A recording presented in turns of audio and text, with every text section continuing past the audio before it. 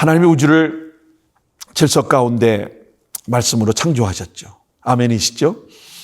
이 세상에도 하나님께서 만드신 그런 질서가 있습니다. 여러분, 봄이 지나야 여름이 오죠. 또 여름이 지나야 가을에 수확의 계절이 옵니다. 또 가을이 지나야 풍성한 열매를 거둘 수가 있는 것입니다. 근데 여러분, 농부가 오늘 사과를 심고 사과나무 밑에 가가지고 사과를 따려는 그런 농부가 있을까요? 아마 없을 것입니다. 왜 그렇습니까? 하나님께서 질서 가운데 수학의 법칙이라는 것을 만들어 놓으셨기 때문입니다. 이 법칙은 농사에만 적용되는 것이 아닙니다. 우리 신앙에도, 우리의 가정에도, 또 인간관계에도, 직장에도, 여러분 교회 안에서도 동일하게 이 법칙이 적용되는 것입니다. 자, 오늘 본문에 바울이 갈라디아 6장에서 매우 중요한 말씀을, 중요한 화두를 우리에게 던집니다. 7절에 보시면 스스로 속이지 말라.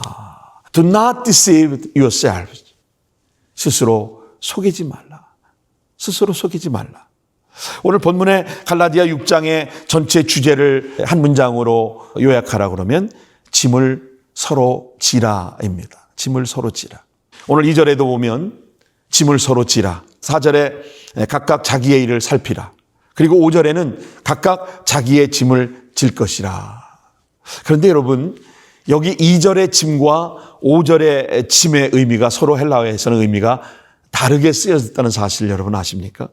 이 부분이 다음 주에 함께 말씀을 살펴볼 책임의 법칙에 더 자세하게 말씀을 드리겠습니다. 왜 이 말씀을 하셨을까? 사람들이 심지 않고 거두려고 하기 때문에 그렇습니다. 여러분, 심고 기다리는 삶이 필요하죠. 그런데 심지 않고 일방적으로 거두는 것에만 욕심을 낸다면 거둘 수가 없는 것이죠.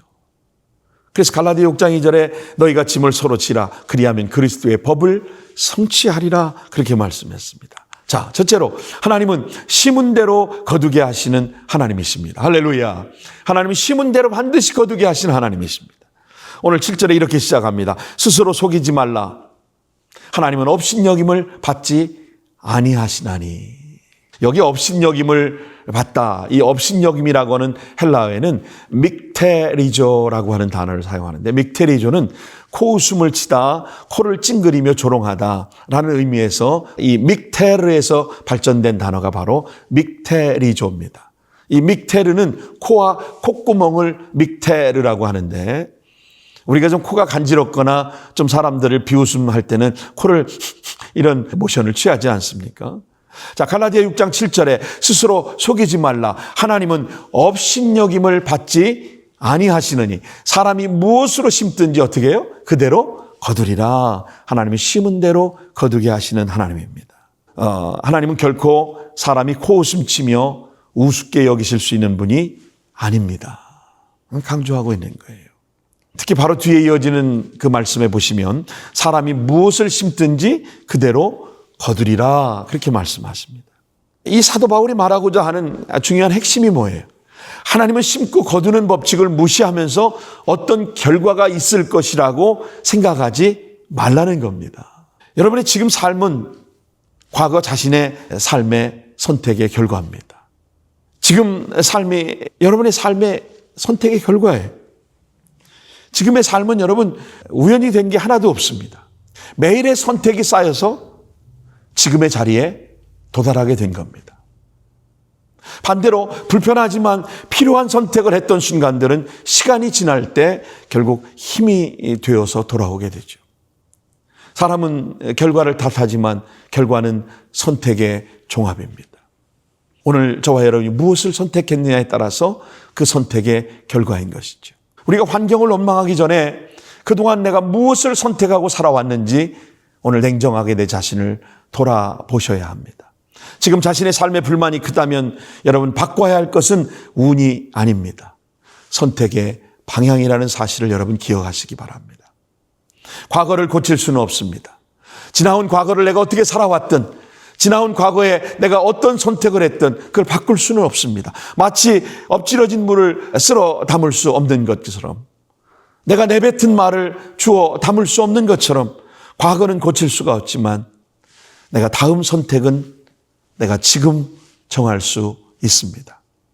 여러분의 오늘 어제가 만든 결과이고 여러분의 내일은 오늘 나의 선택의 결과가 미래에 주어진다는 사실을 기억하시기 바랍니다. 오늘 작은 결정 하나가 내일의 삶을 바꿀 수 있습니다. 과거는 고칠 수 없습니다. 다음 선택은 지금 내가 정할 수 있습니다. 하나님도 속일 수 있다고 생각하시는 분 계십니까? 하나님 속일 수가 없습니다. 사람은 속아 넘어가고 사람은 속이고 목사도 속일 수 있고 교회도 속일 수 있고 교회 와서 사기도 치고 뭐 별의별 일 다 하지만 그러나 우리 하나님은 절대로 속지 않으시는 분이고 하나님은 속일 수가 없다는 사실을 여러분 아셔야 합니다. 왜 그렇습니까? 우리 하나님은 씨앗을 보시기 때문입니다. 사람은 열매, 결과를 보고 판단하고 열매를 보고 결과를 속단하지만 하나님은 씨앗을 보십니다. 아멘. 하나님 씨앗을 보십니다. 우리는 결과를 보고 평가하지만 하나님은 뭘 싣고 있는지를 살펴보시는 것입니다. 여러분, 거짓말을 계속 심으면 어떻게 될까요? 거짓말을 심으면 사람의 신뢰를 잃어버리겠죠. 그러나 분노를 심으면 어떻습니까? 분노를 심으면 관계가 깨어집니다. 거짓말을 심으면 신뢰를 잃어버리지만 진실을 심으면 신뢰를 거두게 되는 겁니다. 분노를 심으면 관계가 깨어집니다. 그러나 용서를 심으면 화평한 관계를 거두게 되는 겁니다. 게으름을 심으면 여러분 가난이 찾아옵니다. 그러나 부유함을 심으면 풍요를 거두게 되는 걸 믿으시기 바랍니다. 여러분이 원망을 심으면 불평이 내 속에서 스물스물 자라가게 될 겁니다. 그러나 감사를 심으면 기쁨이 자라가게 됩니다. 기도를 게을리하고 기도를 심지 않으면 여러분 두려움이 자라지만 그러나 내가 하나님 앞에 중심을 다해 기도를 심으면 우리의 믿음은 무럭무럭 자라가게 될 것입니다. 내가 미움을 심으면 상처를 거두게 되지만 사랑을 심으면 사랑을 거두게 됩니다. 여러분, 이것이 바로 무엇을 심느냐에 따른 수학의 법칙, 심음의 법칙인 것입니다. 두 번째는 심지 않는 것은 절대로 거둘 수 있다 없다. 없다는 겁니다. 내가 심지 않은 것을 거두려고 하는 것은 그건 도적의 심보지요. 심지 않은 것은 절대로 거둘 수가 없습니다. 많은 사람들이 기도하지 않으면 응답을 원합니다. 성경을 읽지 않으면서 믿음이 성장하기를 원합니다. 내가 용서하지 않으면서 사랑받기를 원해요. 여러분, 이건 잘못된 선택입니다. 자신이 잘못을 했다면 탕자처럼 철저하게 회개하고 그리고 용서받고 사랑을 받으려고 해야지 자신의 잘못을 회개하지 않고 용서받으려고 하는 것, 여러분 이것이 잘못된 선택인 것입니다. 예수님께서 말씀하십니다. 좋은 나무는 좋은 열매를 맺고 나쁜 나무는 나쁜 열매를 맺는다는 거예요. 여러분, 좋은 사람은 마음이 선한 곳간에 선을 꺼내고 악한 사람은 악한 곳간에서 악을 꺼내는 거예요. 누가복음 6장의 말씀이 나오지 않습니까? 좋은 나무에서 나쁜 열매를 맺을 수가 없고 나쁜 나무에서 좋은 열매를 거둘 수가 없는 겁니다. 이게 성경의 원리인 것이죠. 여러분, 좋은 나무는 반드시 좋은 열매를 맺게 되어 있습니다. 아멘이십니까? 열매는 갑자기 생기지 않습니다. 씨앗이 먼저입니다. 오늘 우리의 삶을 보면 내일이 보입니다. 왜냐하면 오늘 우리가 내일을 심고 있기 때문에 그렇습니다. 자, 세 번째는 심은 것은 반드시 자랍니다. 심은 것은 반드시 자랍니다. 씨앗은 처음에는 보이지 않습니다. 하지만 땅 속에서 계속 자라고 있죠. 제가 지난주에도 한번 말씀드렸는데 씨앗은 땅 속에 있을 때가 가장 안전합니다. 여러분, 우리 기도도 마찬가지입니다. 눈엔 보이지 않습니다. 그러나 하나님은 여전히 일하고 계시다는 사실을 여러분 기억하십시오. 우리의 눈물도 그렇습니다. 우리의 봉사도 충성도. 여러분, 사람은 알아주지 못하지만 오늘 우리의 충성과 봉사와 헌신 하나님은 기억하고 계십니다. 결코 헛되지 않습니다. 여러분, 반대로요, 이 죄라는 놈도 잘 성장하고 자랍니다. 처음에는 작은 거짓말이었는데 그 조그만 미움이 시작됐는데 나중에는 조그만한 욕심으로 성장을 합니다. 그 작은 거짓말, 사소한 그 한마디, 그것이 조그만 미움의 뿌리가 싹이 나기 시작하는 겁니다. 그 조그만 욕심, 그것이 자라서 죄가 되는 것입니다. 계속해서 자라죠. 결국은 우리 인생을 무너뜨리는, 우리의 영혼의 삶을 완전히 송두리째 파괴하는 지경에까지 이르게 됩니다. 다윗도 단 한 번의 시선이 간음으로 이어졌고, 간음은 가장 사랑하던 충직한 우리아 장군을 살인으로 내모는, 결국 다윗 가정의 불행의 싹이 시작되고 다윗의 살인은 가정의 비극으로 이어지는 죄가 자라게 됐다고 하는 사실을 여러분 아시지 않습니까? 자, 네 번째로 심은 사람만 거두는 것입니다. 심은 사람만 거둡니다. 농부는 씨앗을 심고 비를 기다립니다. 한국의 가뭄 때문에 농작물이 다 타들어가고 논이 그냥 거북이 등처럼 쫙쫙 갈라진다는 그 뉴스 보도를 보고 너무너무 안타까웠는데, 이번에 엄청난 집중폭우가 쏟아져서 산사태가 나고 그 해마다 있는 인재들이 계속해서 일어나지 않습니까? 여러분, 농부는 심는 역할밖에 할 수가 없는 거예요. 햇빛을 주시고 비를 주시고 적당한 온도와 바람을 주시는 것은 누가 하시는 거예요? 하나님이 하시는 거예요. 바울은 심었고 아볼로는 물을 주었고 자라게 하시는 이는 누구예요? 하나님이 자라게 하시는 거예요. 내가 할 수가 없습니다. 햇빛을 기다립니다. 계절을 기다립니다. 여러분, 기다림이 믿음인 것입니다. 오늘날 많은 사람들은 그 과정을 생략한 채 너무나도 조급하고 너무나도 빠른 결과만을 원합니다. 그러나 하나님은 과정을 통해서 사람을 만들어 가신다는 사실을 여러분 기억하시기 바랍니다. 조급하면 이스마엘, 기다리면 이삭. 한번 따라 하실래요? 조급하면 이스마엘, 기다리면 이삭. 여러분, 기다려야 이삭입니다. 조급해서 이스마엘을 하갈을 통해서 취해서 아브라함의 가정에 분란의 씨앗이 생기지 않습니까? 여러분, 이게 성경적인 원리입니다. 아브라함은 25년을 기다렸습니다. 요셉은 13년을 기다렸습니다. 모세는 40년을 기다렸습니다. 다윗도 오랜 시간을 기다렸습니다. 기름 부음 받고 오랜 세월을 기다렸습니다. 우리 예수님도 30년을 기다렸습니다. 그리고 겨우 3년의 공생의 사역을 하시고 말았던 거죠. 하나님 언제나 준비된 사람에게 추수하게 하십니다. 심고 오랜 시간 기다릴 줄 아는 사람에게 풍성한 열매를 주십니다. 여러분, 다섯 번째는 많이 심은 사람이 많이 거둡니다. 이것이 바로 성경의 원리입니다. 자, 고린도후서 9장 6절 말씀 한번 보실까요? 적게 심는 자는 적게 거두고 많이 심는 자는 많이 거둔다. 적게 심는 자는 적게 거둔다는 것이 바로 추수의 법칙이고, 이것이 하나님께서 말씀하신 수학의 성경적인 원리인 것입니다. 많이 심는 자는 당연히 많이 거두는 것이죠. 종잣씨를 다 먹어버리는 사람이 없습니다. 전 어렸을 때 아버님이 이 감자를 좁고 뽀얗고 잘생긴 놈만 이렇게 딱 골라서 한쪽 광에다가 두시더라고요. 제가 그걸 몰래 그 다음에 농사질 씨앗인지도 모르고 친구들하고 그걸 훔쳐다가 보릿집 태워가지고서 구워 먹다가 들켜가지고 아주 뒤질 만큼 맞았던 적이 있어요. 알고 보니까 그게 그 다음에 심어야 할 종자였던 거예요. 여러분, 현명한 농부는 종자씨를 먹지 않습니다.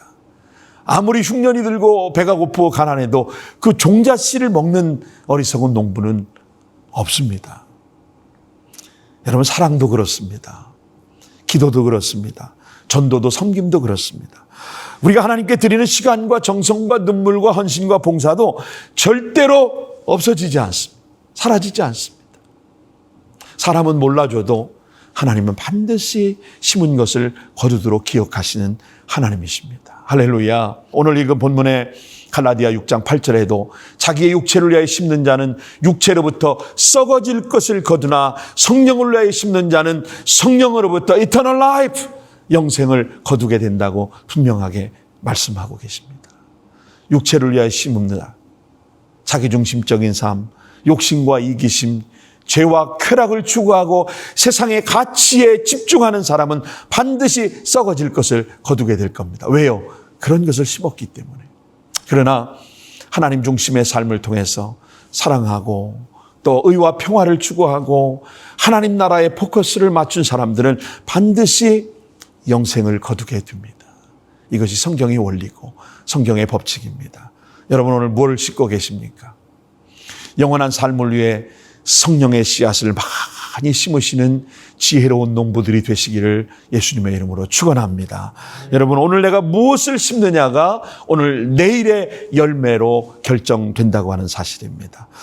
많이 심고 여러분이 풍성한 수확을 거두시는 그런 부유한 농부 되시기를 예수님의 이름으로 축복합니다. 저는 오늘 이렇게 말씀의 결론을 내리며 적용해 보고 싶습니다. 오늘 우리가 무엇을 심고 있는가? 여러분 가정 안에서 무엇을 심고 계십니까? 가정에서 여러분 감사를 심고 계십니까? 아니면 불평과 원망을 심고 계십니까?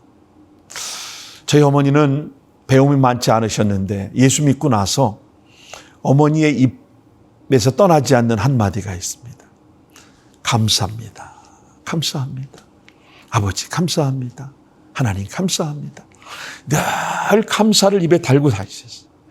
심지어 일하러 가시다 돌부리에 걸려서 자빠져 무릎팍에 깨져도 아이고 주여 감사합니다. 바보 같을 정도로. 왜요?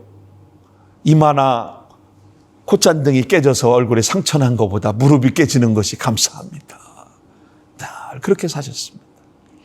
그 감사하는 그 어머니의 모습을 보고 자라서 저 형제들이 목사가 되고 주의 일에 헌신하고 오늘 여기까지 올 수 있었습니다. 어머니가 가난한 환경 속에서 어려운 환경 속에서 세월을 한탄하고 원망하고 사셨으면 아마 우리도 보는 것이 그거였기 때문에 그걸 인프린팅 효과라고 합니다. 감사와 하나님을 찬양하는 모습을 보고 자란 가족들이 원망하고 불평하는 삶을 살 수 있겠습니까? 여러분 무엇을 심고 계세요? 가정 안에서 더 많은 감사를 심고 더 많은 하나님의 사랑을 고백하며 사시는 여러분 되시기 바랍니다. 자녀들에게 여러분 뭘 심고 계십니까? 자녀들에게 믿음을 심고 계십니까? 아니면 세상에 성공을 강요하고 성공을 심고 계십니까? 저는 사남매 키우면서 아이들한테 뭘 강요하거나 제 주도적인 생각을 주입시키려고 생각해 보지 않았습니다. 물론 부모로서 가이드라인을 제시했지만 꼭 이거 해야 된다라고 집요하게 강요하지 않았습니다.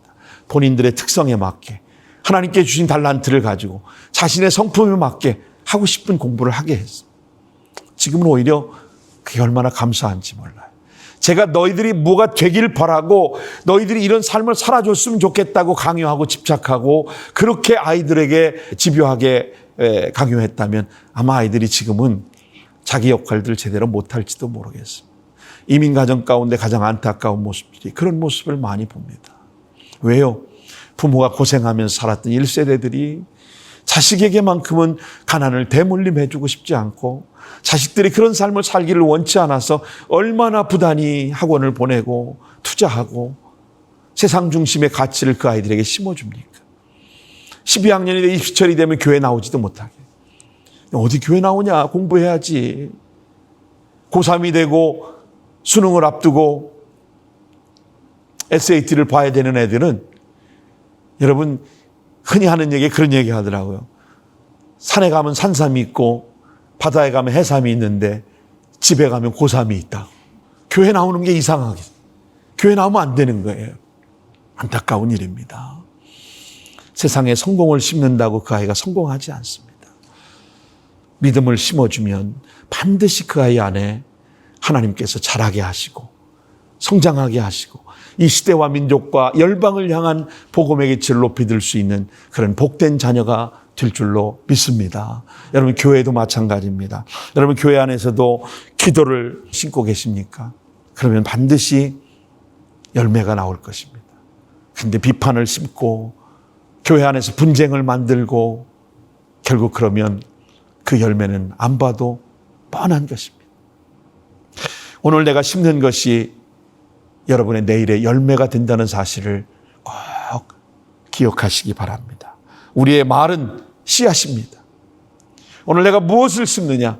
오늘 그 말이 씨앗이 되는 거예요.